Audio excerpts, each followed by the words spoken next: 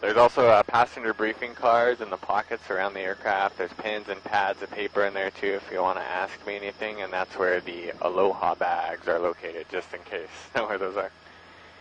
And everyone's got their seatbelts on, right?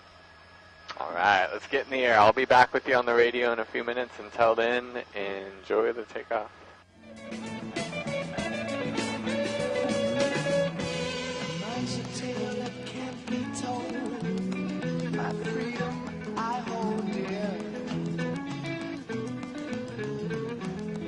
Years ago and days ago.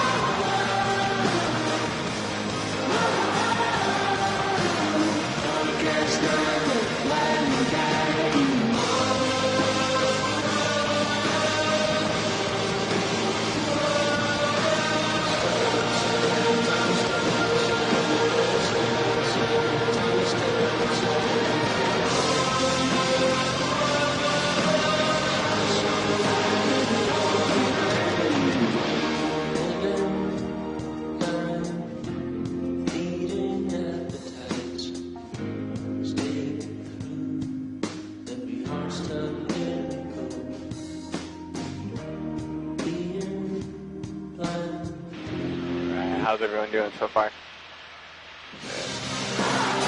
Well, we got nice weather today, got our trade winds back, and got a lot of clouds up at the higher elevations, but that's kind of good for a flight out to Molokai because that means it's raining up there and it's filling up all these waterfalls, so we see a lot of waterfalls on days like today.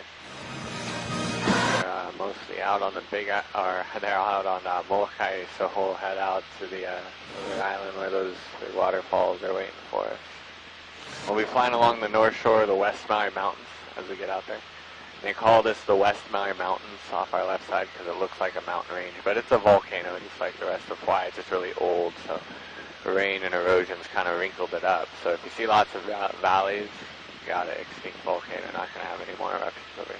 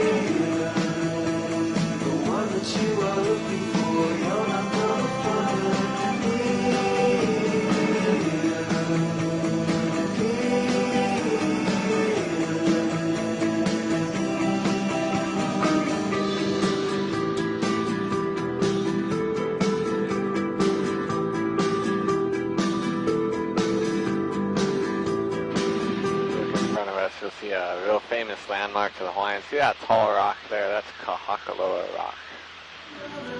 It's a famous landmark to the Hawaiians because of King Kahakili. King Kahakili was this famous king that would jump off of the rock into the water to try to prove his immortality. This king was trying to prove he was invincible because he wanted to conquer other islands. Kings in Hawaii, they had to like fight too if there's ever a war.